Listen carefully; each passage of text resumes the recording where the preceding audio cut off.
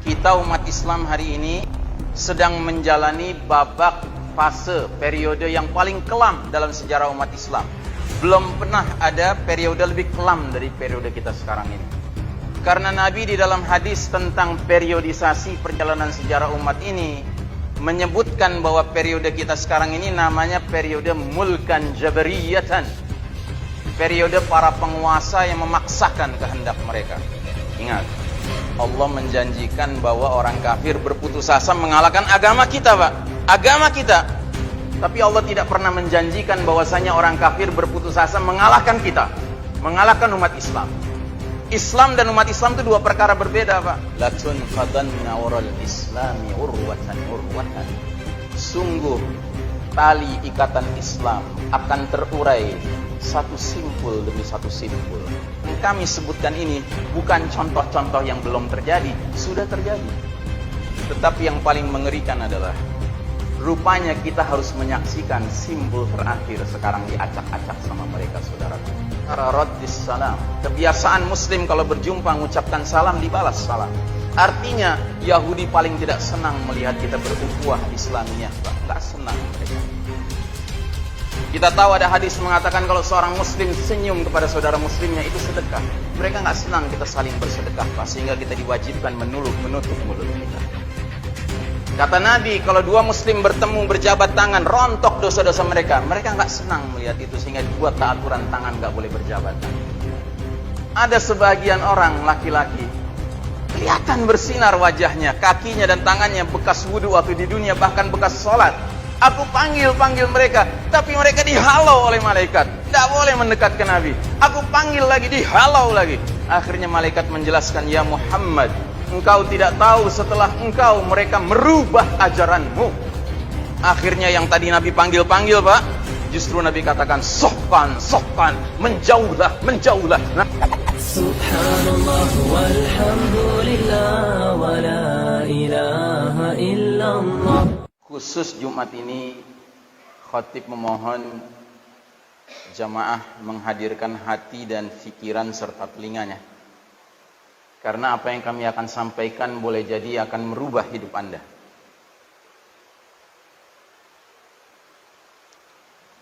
Sudah sering kami sampaikan bahwasanya we are living in the darkest chapter of the Islamic history. Kita umat Islam hari ini sedang menjalani babak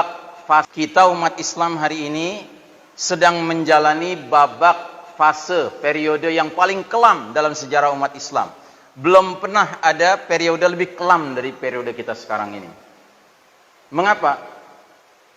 Pertama, karena Nabi di dalam hadis tentang periodisasi perjalanan sejarah umat ini menyebutkan bahwa periode kita sekarang ini namanya periode mulkan jabariyatan. Periode para penguasa yang memaksakan kehendak mereka, mengabaikan kehendak Allah dan Rasulnya. Sebenarnya dengan ini saja sudah cukup kita menyadari ini periode yang gelap. Tetapi realitas sejarah pun membuktikan bahwa belum pernah dalam perjalanan sejarah umat Islam kita hari ini diuji Allah dengan ujian yang sangat berat. Apa itu? Ujian di mana sebagai umat kita posisinya kalah. Sementara kepemimpinan dunia ini sedang Allah izinkan, Allah serahkan kepada pihak lain. Siapa itu? Barat, Eropa, Amerika, yang tiada lain adalah kaum kufar, al-Yahud wan Nasara, the Judeo-Christian Society, masyarakat Yahudi Nasrani. Ini realita, saudaraku rahimakumullah. Dan realita ini sudah disampaikan Nabi 15 abad yang lalu bakal terjadi. Dalam hadisnya yang sering kita dengar disebut hadis lubang biawak. La tattabi'unna sunanal ladzina min qablikum shibran bi shibrin wa dhira'an bi dhira'in hatta law dakhalu fi juhri dabbin lattaba'tumuhum. Sungguh kalian umat Islam kelak nanti akan mengikuti kebiasaan, tata cara hidup, jalan hidup orang-orang sebelum kalian, sejengkal demi sejengkal, sehasta demi sehasta, sehingga sekiranya mereka sudah jelas-jelas masuk lubang biawak, kalian terus saja ikut sama mereka. Para sahabat bertanya-tanya, ya Rasulullah, al-Yahud wan Nasara, Ya Rasulullah, apa yang kau maksud adalah kaum Yahudi Nasrani? Kata Nabi, faman, who else? Siapa lagi kalau bukan mereka? Saudaraku rahimakumullah, ada ayat dalam Al-Quran yang memberikan kita ketentraman. Surat Al-Ma'idah ayat 3. Allah Ta'ala berfirman, Al-yawma ya'isal ladhina kafaru min dinikum fala takhshawhum wakhshawun. Pada hari ini, orang-orang kafir sudah putus asa mengalahkan agamamu, Islam. Karenanya jangan takut sama mereka, tapi takutlah kepadaku, kata Allah Subhanahu wa Ta'ala. Ingat, Allah menjanjikan bahwa orang kafir berputus asa mengalahkan agama kita, Pak. Agama kita. Tapi Allah tidak pernah menjanjikan bahwasanya orang kafir berputus asa mengalahkan kita, mengalahkan umat Islam. Islam dan umat Islam itu dua perkara berbeda, Pak. Islam itu ajaran dari Allah yang sudah sempurna, yang karenanya orang kafir nggak bisa mengalahkannya.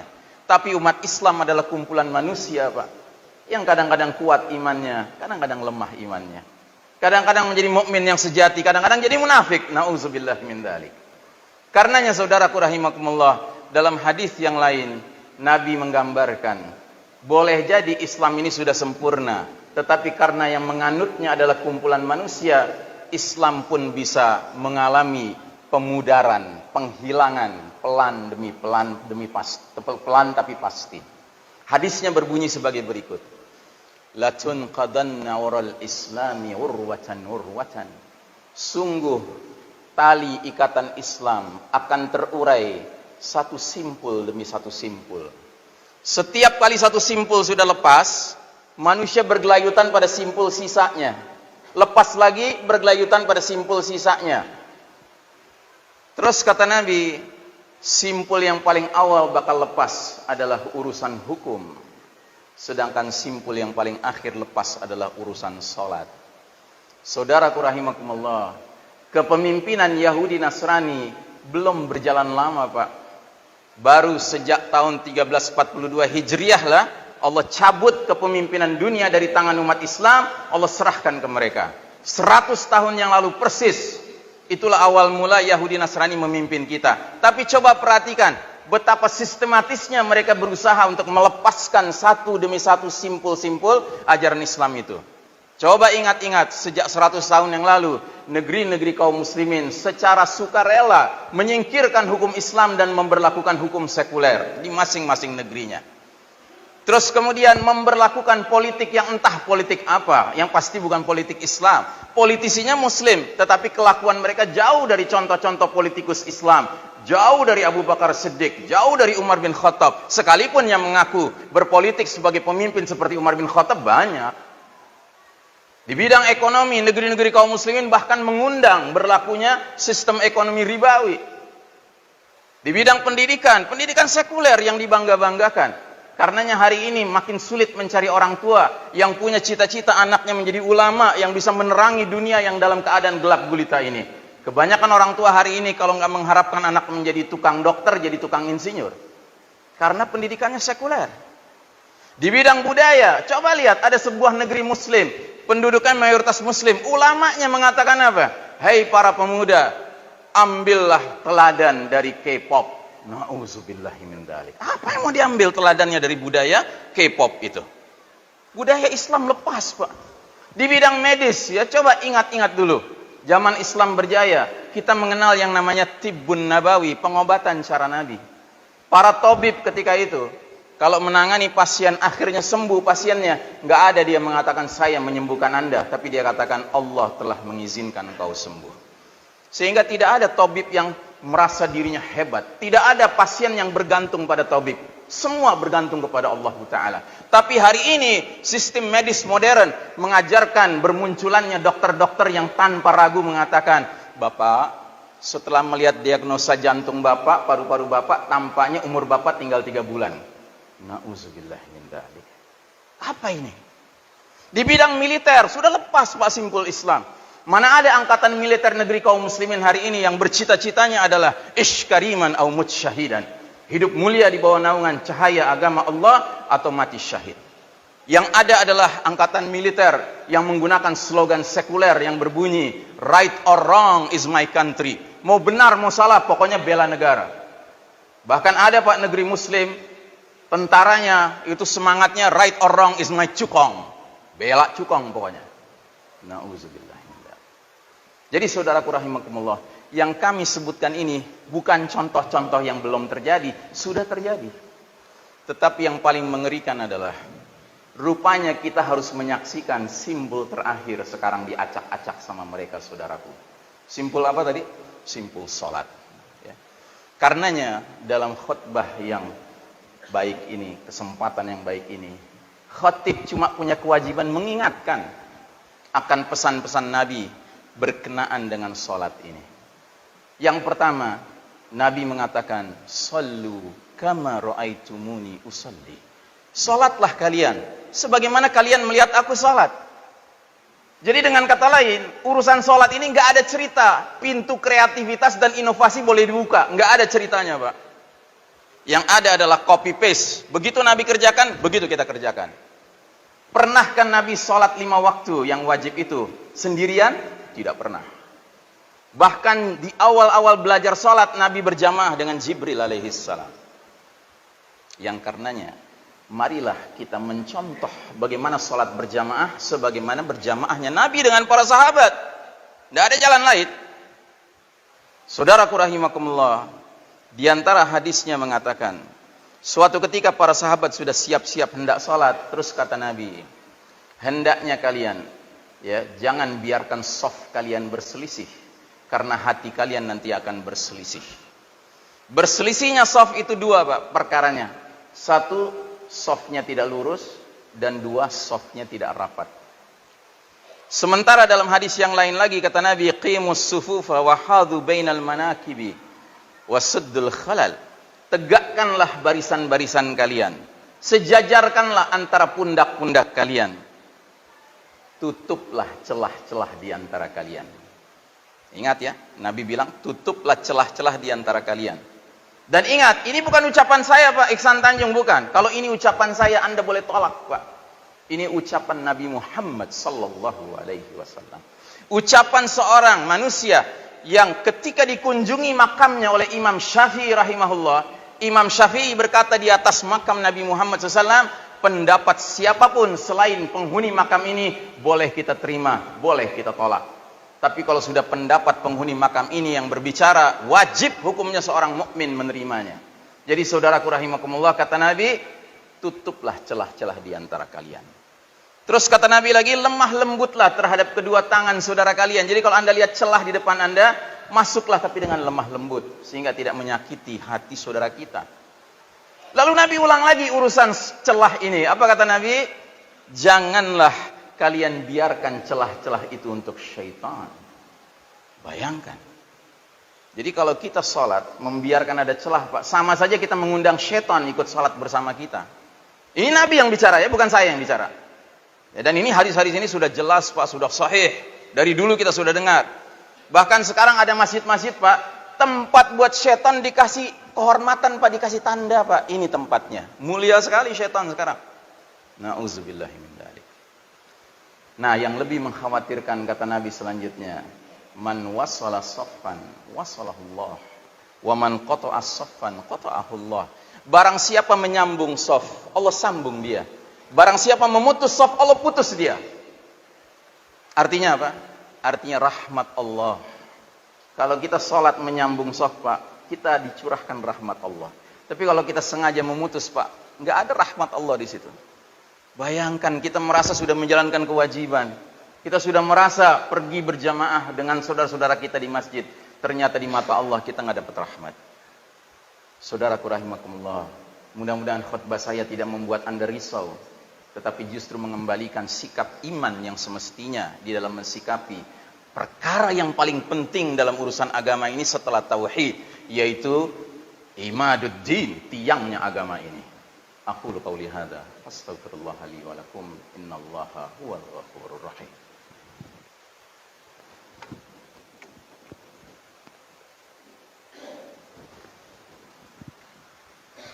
Alhamdulillah, wassalatu wassalamu ala Muhammad ibn Abdullah wa ala alihi wa sahbihi wa mawalah. فيا عباد الله أوصيكم وإياي بتقوى الله فقد فاز المتقون وقال الله تعالى في كتابه الكريم بعد أعوذ بالله من الشيطان الرجيم يا أيها الذين آمنوا اتقوا الله وقولوا قولا سديدا يصلح لكم أعمالكم ويغفر لكم ذنوبكم ومن يطع الله ورسوله فقد فاز فوزا عظيما. Amma ba'd, sidang Jumat rahimakumullah. Selanjutnya Nabi bertanya kepada para sahabat, Ala tasuffuna kama tasuffufal malaikatu inda rabbiha. Mengapa kalian tidak berbaris bersaf seperti para malaikat berbaris bersaf di hadapan Allah Ta'ala? Ya, para sahabat heran, bagaimana mereka nggak pernah lihat malaikat. Mereka pun balik bertanya, ya Rasulullah, bagaimana sih bersafnya para malaikat? Kata Nabi, para malaikat itu mendahulukan saf awal dan mereka merapatkan diri satu sama lain dalam safnya. Jadi saudaraku rahimakumullah, jika kita umat Islam, umat Muhammad SAW ini salatnya seperti para malaikat, Pak, itu yang menjadi kebanggaan Nabi Muhammad SAW. Dan mestinya itu menjadi kebanggaan kita juga. Dan kita mesti tersinggung kalau ada pihak yang ingin mengacak-acaknya, saudaraku. Karenanya ada hadis berikutnya yang saya begitu mendengar hadis ini dikaitkan dengan tema ini, saya sangat sulit tidur, Pak. Kata Nabi, kelak di hari berbangkit nanti, aku akan menunggu umatku di telaga. Dan aku bisa mengenali umatku dari wajah mereka, tangan mereka, dan kaki mereka yang bersinar sebagai bekas wudhu. Kemudian ada sebagian orang laki-laki kelihatan bersinar wajahnya, kakinya dan tangannya bekas wudhu waktu di dunia, bahkan bekas sholat. Aku panggil mereka, tapi mereka dihalau oleh malaikat. Tidak boleh mendekat ke Nabi. Aku panggil lagi, dihalau lagi. Akhirnya malaikat menjelaskan, ya Muhammad, engkau tidak tahu setelah engkau mereka merubah ajaranmu. Akhirnya yang tadi Nabi panggil-panggil, Pak, justru Nabi katakan, sohkan, menjauhlah. Nabi nggak mau dekat-dekat dengan mereka yang merubah agama Allah Ta'ala. Jadi saudaraku rahimakumullah, semoga kita tidak termasuk yang nanti nggak berhak menerima air dari telaga Nabi. Yang kata Nabi, kalau siapapun muslim mendapatkan air dari telaga Nabi, dia tidak akan haus selamanya di padang mahsyar. Kemudian saudaraku rahimakumullah, sisi lain dari yang harus kita pahami adalah yang tadi sudah saya mukaddimahi di awal, Pak. Yang mimpin dunia ini sekarang siapa? Bukan orang beriman, saudaraku rahimakumullah, al-Yahud. Sedangkan kata Allah Ta'ala tentang Yahudi ini apa? Kata Allah dalam suratul Maidah 82, la tajidanna ashaddan nasi adawatan lil ladzina amanul yahuda wal ladzina asyraku. Sungguh Muhammad, engkau akan temukan manusia-manusia yang paling hebat permusuhannya kepada kaum beriman adalah kaum Yahudi dan kaum musyrikin. Silahkan lihat dunia hari ini. Negeri mana yang kaum musliminnya sangat terzalimi kalau bukan Palestina? Dizolimi oleh kaum Yahudi Zionis. Negeri mana lagi yang dizoliminya dahsyat sekali? Di Xinjiang, di China bagian timur, mereka dizolimi saudara muslim kita oleh kaum musyrikin Cina. Dahsyat, Pak. Benarlah firman Allah. Kemudian kata Nabi, innal yahuda qaumun qad sa'imu dinahum. Sesungguhnya Yahudi itu sudah bosan dengan agama mereka. Dan sesungguhnya Yahudi itu punya sifat hasad. Dan hasad mereka kepada kita umat Islam terutama dalam 3 perkara. Perkara raddis salam. Kebiasaan muslim kalau berjumpa mengucapkan salam, dibalas salam. Artinya Yahudi paling tidak senang melihat kita berukhuwah Islamiyah, Pak. Enggak senang mereka. Kita tahu ada hadis mengatakan kalau seorang muslim senyum kepada saudara muslimnya itu sedekah. Mereka enggak senang kita saling bersedekah, Pak, sehingga kita diwajibkan menutup mulut kita. Kata Nabi, kalau 2 muslim bertemu berjabat tangan, rontok dosa-dosa mereka. Mereka enggak senang melihat itu, sehingga dibuatlah aturan tangan enggak boleh berjabatan. Saudaraku rahimakumullah, hasad mereka yang kedua terhadap kita kaum beriman ini adalah iqamatis sufuf. Kedisiplinan kita dalam menegakkan saf salat kita, lurus dan rapatnya barisan kita. Karenanya hari ini, siapa yang paling tertawa terbahak-bahak melihat cara salat yang sudah berubah di Masjid Nabawi dan di Masjidil Haram? Al-Yahud. Senang mereka melihatnya. Pernah ada seorang jenderal Amerika, Pak, ditanya sama seorang wartawan muslim, "Hei Pak Jenderal, bagaimana menurut Anda kalau Anda ditugaskan untuk merapihkan barisan 2 juta prajurit? Berapa lama waktu yang diperlukan buat Anda?" Terus kata dia menerawang, kira-kira 1 bulan lah. Terus diperlihatkan video umat Islam sedang haji. Haji yang normal Pak ya, bukan haji sekarang. Haji yang jutaan orang itu Pak. Yang ketika sedang tawaf Pak, ramai sekali yang tawaf. Tiba-tiba azan berkumandang, yang tawaf berkurang karena siap-siap sholat. Tapi masih ada yang tawaf. Begitu qomat berkumandang, hanya dalam 2-3 menit, soft kaum muslimin yang datang dari aneka latar belakang bangsa, nggak saling kenal, bahasanya berbeda-beda, langsung lurus dan rapat Pak. Yahudi tidak senang dengan ini saudaraku. Dan yang ketiga kata Nabi, hasadnya Yahudi kepada kita dalam urusan apa? Dalam ucapan kaum muslimin di belakang imam sholat wajib mereka, yaitu ucapan amin. Tentunya sholat jahar, maghrib, isya, subuh, dan sholat Jumat. Karenanya mereka bikin aturan, kalau bisa di lock saja masjid itu, supaya suara amin tidak ada sama sekali. Tapi oke lah, sekarang sudah terbuka. Setidak-tidaknya kita kurangilah suara amin itu dengan cara apa? Masjid muat 1000 orang, jangan 1000-1000-nya hadir. Cukup 300 saja, 500 saja. Supaya suara aminnya mengecil. Yahudi tidak senang dengan suara amin itu, saudaraku. Saudaraku rahimakumullah. Mudah-mudahan apa yang kami sampaikan bisa menggugah kita. Setidak-tidaknya mari kita buktikan siang hari ini kita lebih cinta kepada sunnah Nabi SAW daripada apapun, dan kita lebih takut ancaman Nabi daripada ancaman siapapun di muka bumi ini. Karena ingat saudaraku, hidup dan mati di tangan Allah Ta'ala, sehat dan sakit di tangan Allah Ta'ala, sembuh dan mati itu di tangan Allah Ta'ala. Bukan berarti kita nantangin Pak, tidak. Kita yakin virus COVID ini memang ada. Kita yakin penyakit ini ada. Kita yakin dia bisa menimbulkan penyakit, bahkan bisa mematikan. Tapi kita lebih yakin lagi dengan keterangan-keterangan Allah dan Rasulnya. Itulah sikap seorang mukmin yang harus dia dahulukan sebelum dia ikut-ikutan dengan sikap-sikap lain yang tidak jelas asal muasalnya. Innallaha wa malaikatahu yusalluna 'alan nabi ya ayyuhalladzina amanu sallu 'alaihi wa sallimu tasliman. Allahumma salli ala Muhammad wa ala ali Muhammad kama sallaita ala Ibrahim wa ala ali Ibrahim innaka Hamidum Majid. Allahumma barik ala Muhammad wa ala ali Muhammad kama barakta ala Ibrahim wa ala ali Ibrahim innaka Hamidum Majid. Allahumma ighfir lil muslimin wal muslimat wal mu'minin wal mu'minat al ahya'i minhum wal amwat ya sami'un qaribun mujibud da'awati ya qadhiyal hajat. ربنا اغفر لنا ولإخواننا الذين سبقونا بالإيمان ولا تجعل في قلوبنا غلا للذين آمنوا ربنا إنك رؤوف رحيم. اللهم اغفر لنا ولوالدينا وارحمهم كما ربونا صغارا. اللهم أعز الإسلام والمسلمين. اللهم أذل الشرك والمشركين. اللهم انصر المسلمين المظلومين المستضعفين في كل مكان وفي كل زمان، خاصة في فلسطين، في الشام، في سوريا، في غزة، في ميانمار، في زنجان، في هنديا، في روهينيا، في أندونيسيا، وفي كل مكان وفي كل زمان برحمتك يا أرحم الراحمين.